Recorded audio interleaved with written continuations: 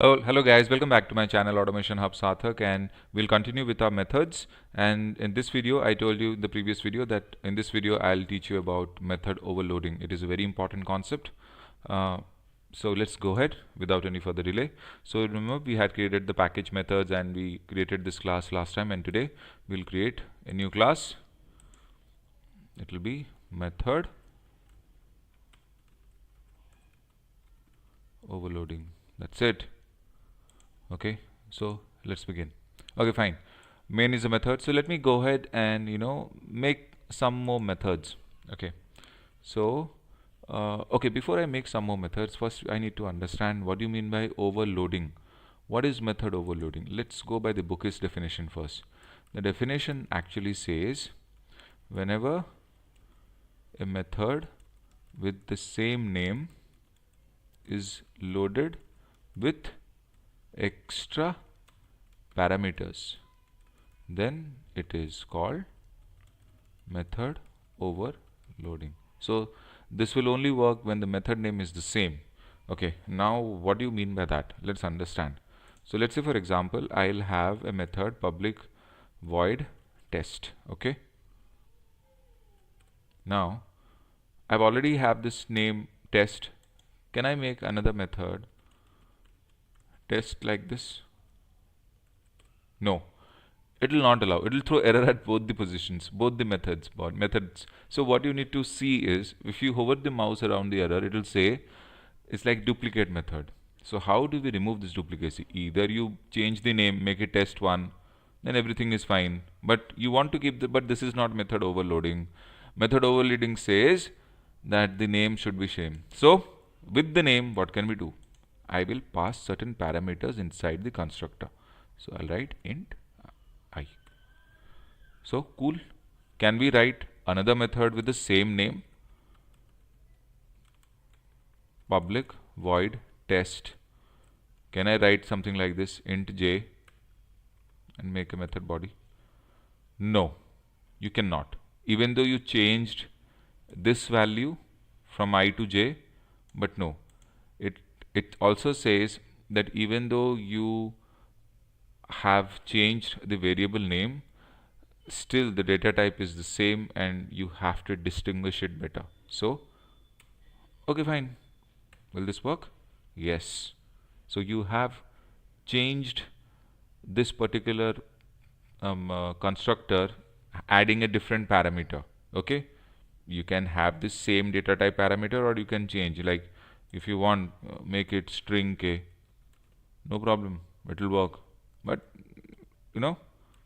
so I'll make another method, public void test int. Okay, let me introduce I again, int k, and now I'll make it string str1. Will it work? Yes, it will. So the parameters inside these constructors really don't matter when it comes to duplicacy, because those parameters are respective for those particular methods only. So anyways, this much you understood. Now before we start calling these methods, there is a very important question in main method. Now you know how important main method is. The most important question in interviews is, can we overload a main method? Answer is yes. You can. Yes, we can overload a main method. So let's go ahead and see if we can overload. Okay. Now public static void main int I. Simple. Main method is overloaded. Now if I call the main method like this, 10, will it work? Okay, so let me do one thing. Before I show whether it works or not, let me create just a simple statement here. This is the main method. Now, and here I'll write, this is the, oops, sorry, This is the overloaded main method. Okay, let me run this program. So it is calling, right? Absolutely. Now, since I told you that the control always comes in the main method, so now your question will be, okay, since I've called it, yes, you're getting the output. What if I don't want to call it? Let me not call it. Okay. Now, if I, okay, now let me do one thing. Let me also remove this output console. Now, the our definition says, our logic says, control will only come inside the main method. Fine. This is also main method, right? It is just overloaded. So, as per our logic, this should also display, and this should also display. This will anyways display. This should also display. Let's see. You will not get the output as you are expecting. Only the main method, which is the exact way you have to write, in that case only this thing will be printed. Unless and until you call the overloaded main method inside the main method body, this output will not come. Now you might also go ahead and argue with me, stating the fact that what if I change the outlook of the main method and make it similar to something like string args1 string args2, which almost looks like the main method. I mean, look at this and look at this. They almost look the same. So why not? Now let me run. Now I think it should come. No. The answer still remains the same. Main method is only one. You can overload the main method, but to print the logic inside the main method, however similar you try to make it as per the original main method, the control will not come here. That is the rule. So this is how JVM actually works. You cannot, run the logic inside an overloaded main method without calling it. So you have to call it. Okay. Now let's understand something in a different fashion. We'll write certain logic inside each of our methods, and we will see how things are working. Okay. Now, so public void test. So what I'll do is, okay, I'll just write, this is a simple non-overloaded main method. No, sorry, non-overloaded test method. Okay. Here I'll write SYSO. This is an overloaded test method with one parameter. Okay, we're just passing one parameter. Understood? Now I will write a certain logic inside of it.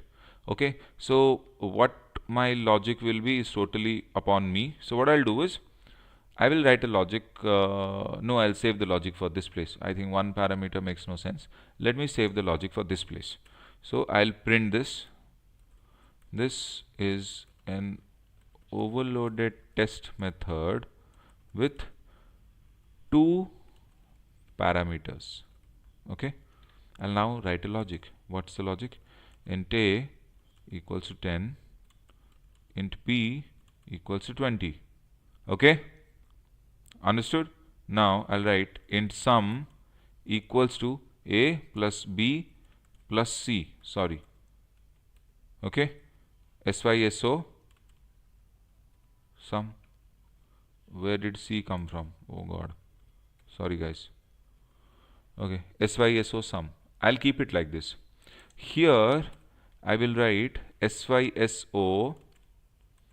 This is an overloaded test method with three parameters. So what I'll do, I'll also make int a equals to 10 here, int b equals to 20 here, int c equals to 30 here.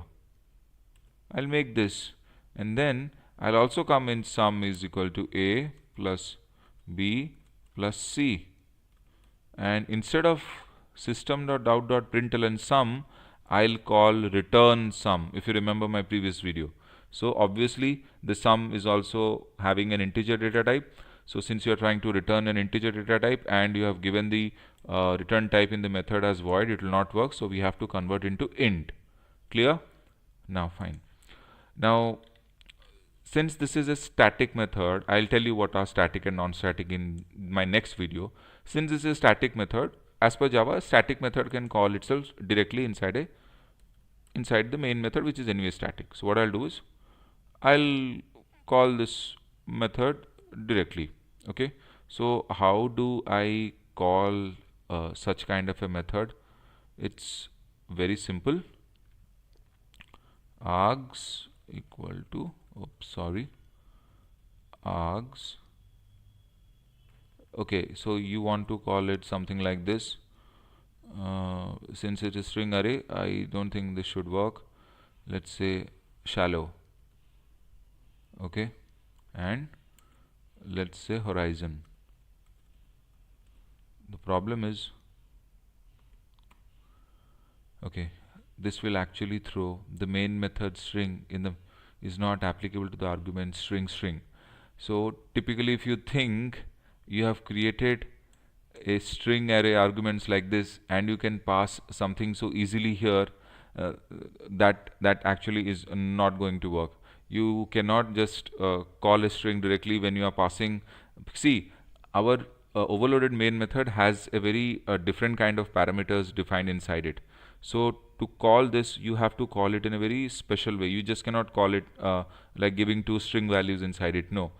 See, now the thing is, how do you actually call it then? So if this is not working, then how do I call it? It's very simple. Uh, if you get confused, let me know. I'll introduce something else.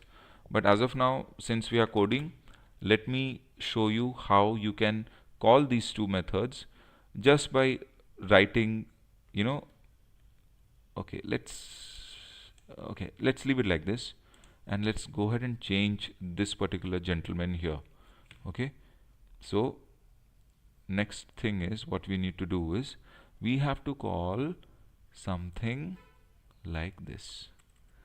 You call args equals to new. You can give something like this. Okay,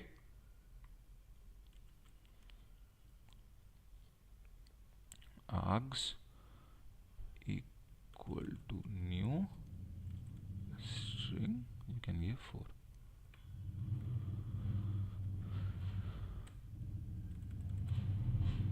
Okay, now you see this works fine. Sorry for the noise, guys. There is a bullet guy, you know. Anyways, so this is how you can call this particular overloaded main method here. Now next thing is, do you want to call the test method? Yes, you can, but what is the condition first? You have to create the object of this class. So let's go ahead and make the object of this class. Object reference.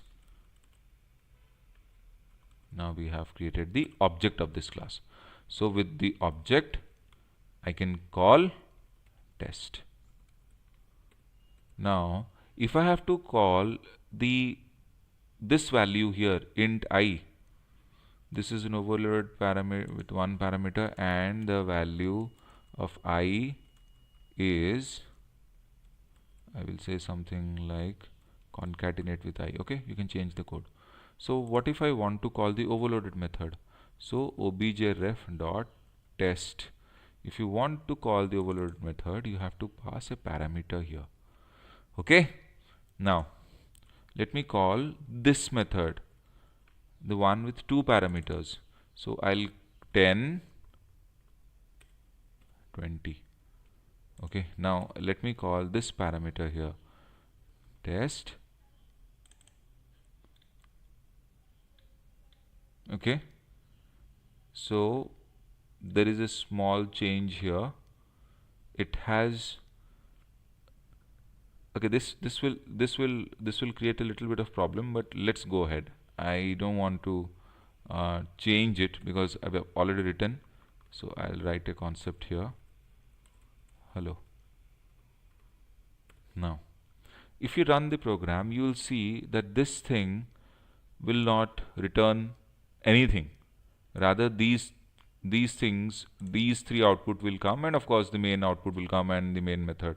This one will work, this one will work, and these three will work. This one will not work. So let's see. So let me save it and run it. See, this is the main method for this, works. String arguments, this is an overloaded main method, works. objref test, this is a simple non-overloaded test method, works.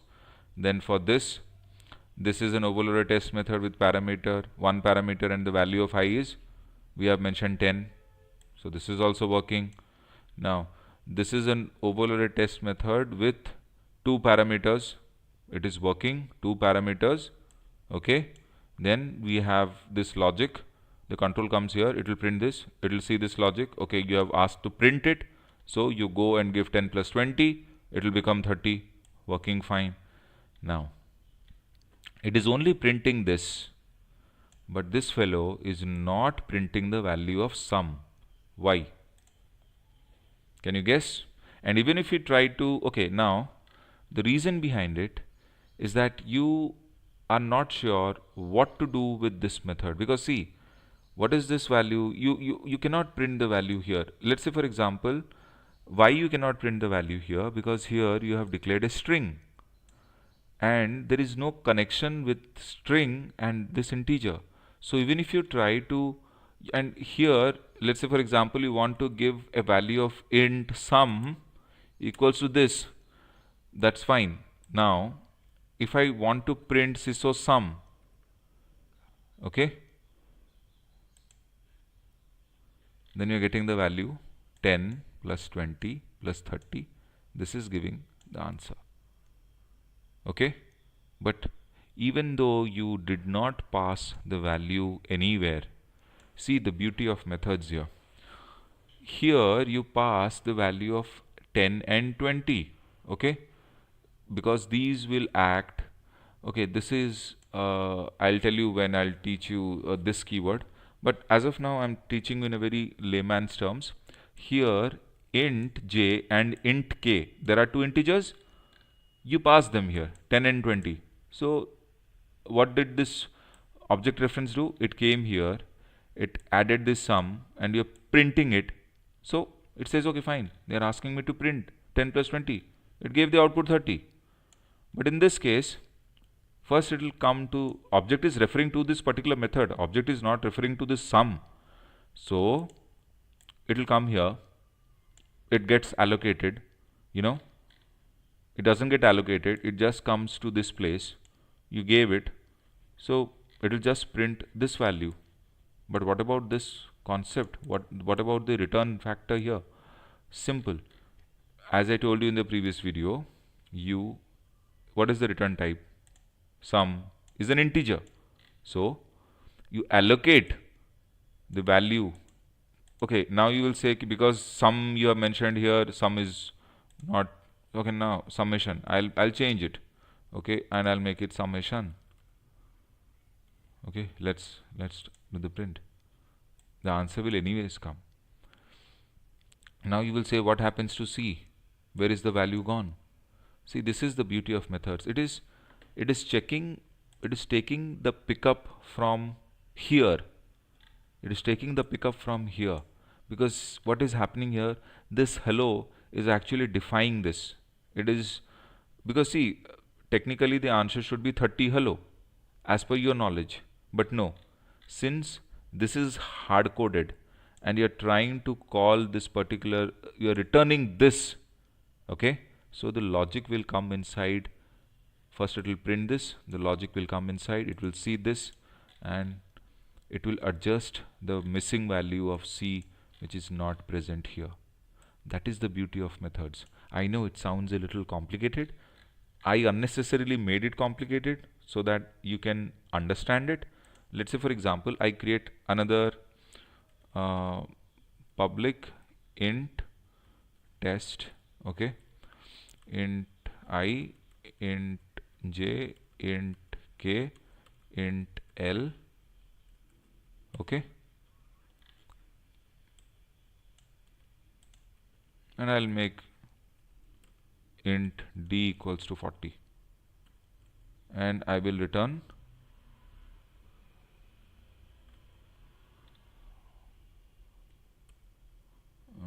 int sum equals to a plus b plus c plus d.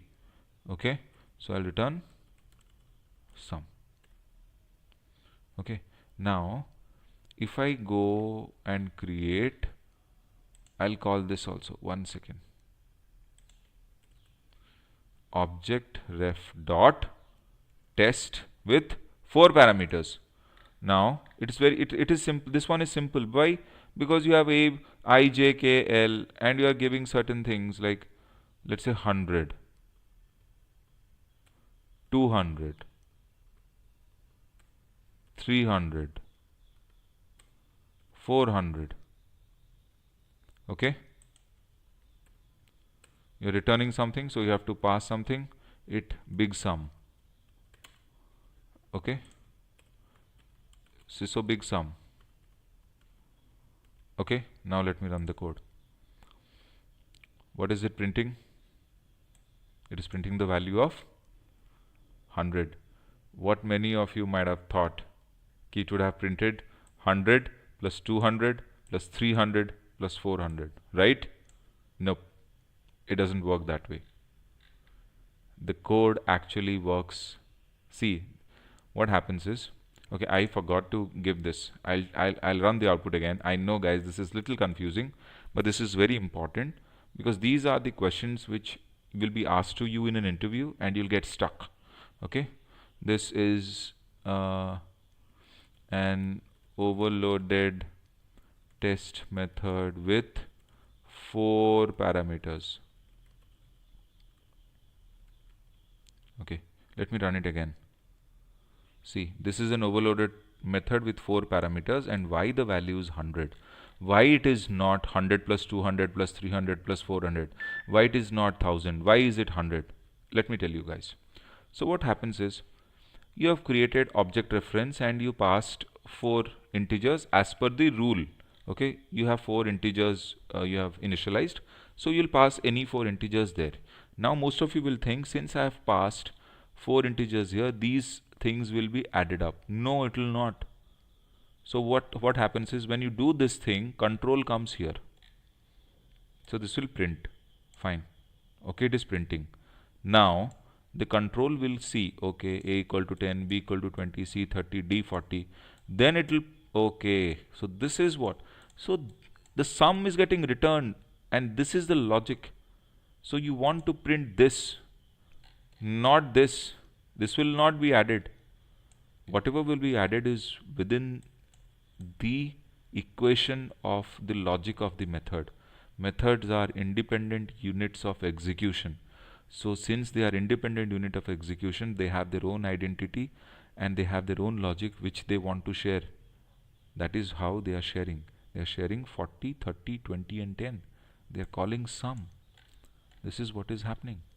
This is a very important interview question. People will confuse you. They will give you options: 1000, 100, null, no output, and you will write 1000, and that is where you go wrong. Please understand these things very carefully. These are important concepts. Don't miss out on these. Watch the video again and again. Okay, you might have encountered this thing to be a little complicated. How am I defining this here? Okay, and how this thing, even though it is a string, is actually printing the value of sum, because it is not bothered about this particular value. It is bothered about this logic. It is, and this particular value is just states the fact that, okay, you have passed a 3 parameter method. Fine, I'm referring to this 3 parameter method, but I want to print the logic. So this is the logic: 10 plus 20 plus 30. So even though you have 3 strings, when you ask to sum it int, that means it is returning sum. See, return sum. So the output will always come as 60. Always remember, guys, inside a method, this logic gets a higher priority, not this. And if you have 4 parameters here, and even though it is if you have 4 parameters here and you have initialized 4 variables and you have a logic in it, let's say it's a sum logic or whatever logic, this logic will get executed first when it gets an exact replica of the same here. This is what I have done. Please don't get confused. Watch this video again and again.